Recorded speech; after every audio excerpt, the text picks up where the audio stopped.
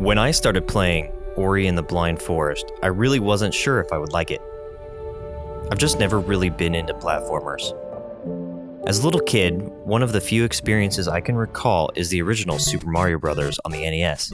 For whatever reason, my grandma actually had it, and nobody else did. My brothers and I would stay the night at her house from time to time, and it was inevitable that we would start taking turns. I just happened to be no good. To be fair, I was around 4 or 5 years old. My brothers, 6 and 7 years older than me, were so much better comparatively that Grandma would make them hold the controller upside down or look at the screen upside down or both at the same time. She even went so far as to make them do both of those while looking into a mirror. They were still awesome. As I got older and my taste started to develop, I started obsessing over story-driven games. I would fiddle with the occasional platformer, 3D Mario, Yoshi, Donkey Kong, quintessential Nintendo. But I never played long, and certainly never got far. I viewed these types of games as mindless and childish. I felt that I was depriving myself of masterful storytelling, engaging characters and experiences. In a lot of ways, I still view them this way. How could I pass up on a young boy being catapulted into greatness, forced to become a man way too soon in order to save the kingdom, his friends, and his home, only to later find out that he no longer belongs there and must leave everything behind in search of a new home, new friends, and a new destiny. But really, why would I pass that up in order to play a game with the same old plot, jump around a whole bunch, and just try not to die? The exchange isn't worth it. At least, it wasn't.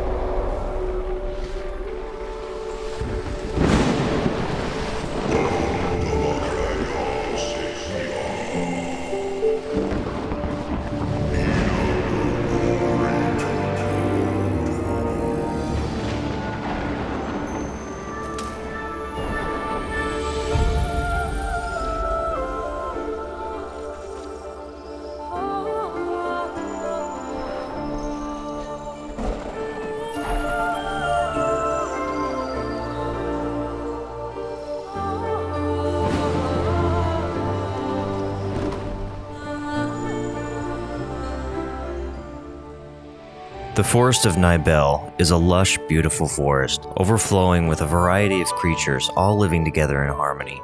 Everything changes when a storm rolls in and starts to wreak havoc on the forest.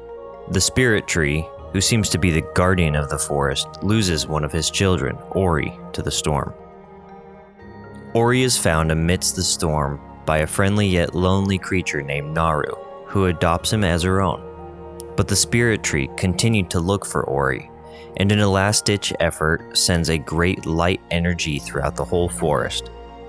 Naru, frightened of the mysterious light, hides Ori, protecting him from potential danger. The great owl Kuro speeds to the spirit tree, killing its children and stealing the light of the forest, named Sein. Without the light of Sein, the spirit tree does not have the power to sustain the balance of the forest. The forest begins to wither as the light of the 3 great elements, water, wind, and warmth, dies out, and the forest of Nibel becomes overrun with all manner of dark creatures. With the forest withered, Naru sacrifices her last bit of food, and Ori must then press on alone to survive. Ori stumbles upon Sein, and together they must restore the light of the spirit tree by first traversing dangerous territory and restoring the light of the 3 elements.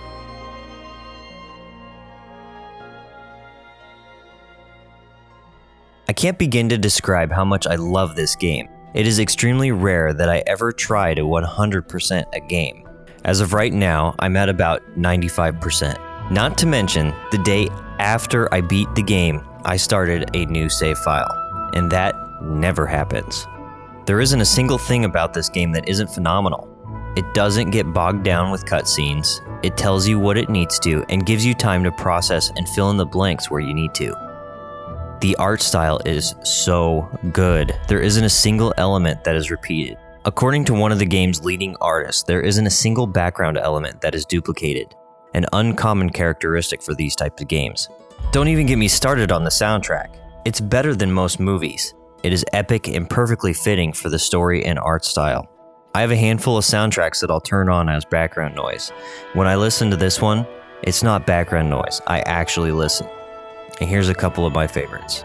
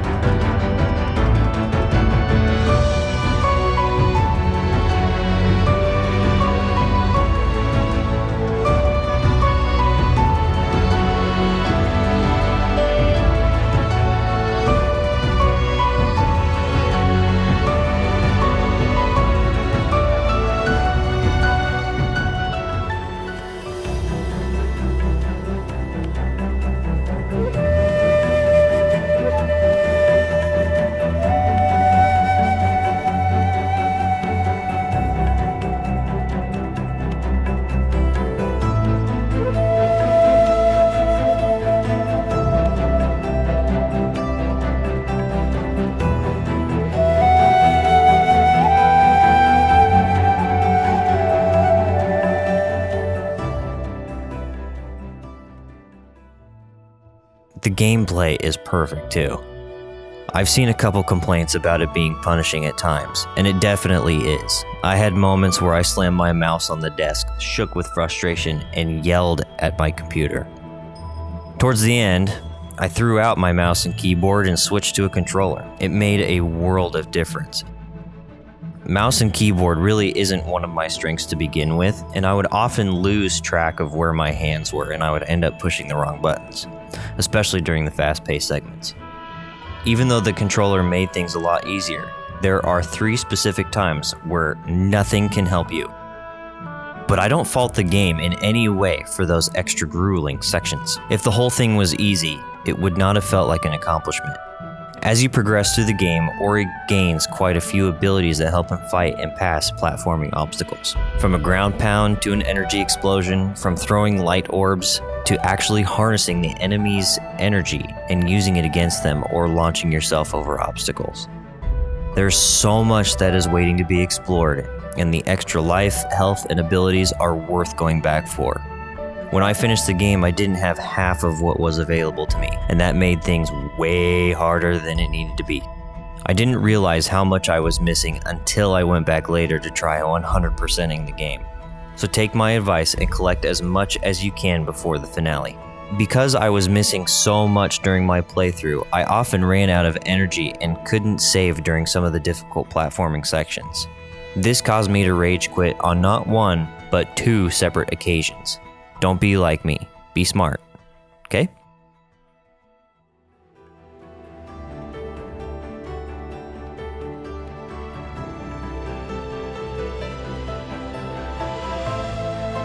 Ori and the Blind Forest easily goes in my top games this year. The story is rich, and even after you play it, there is more under the surface you can pick up on. The art style is one of a kind.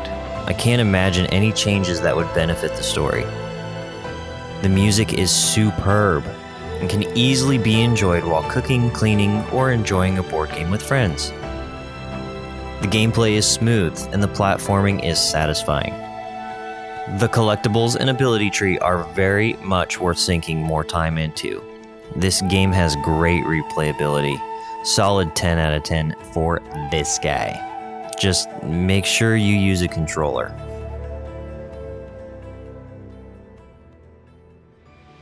Thank you for watching this review of Ori and the Blind Forest. If you enjoyed this video, go ahead and hit that like button and subscribe if you haven't already. You can also check out my stream on Twitch. The link is in the description.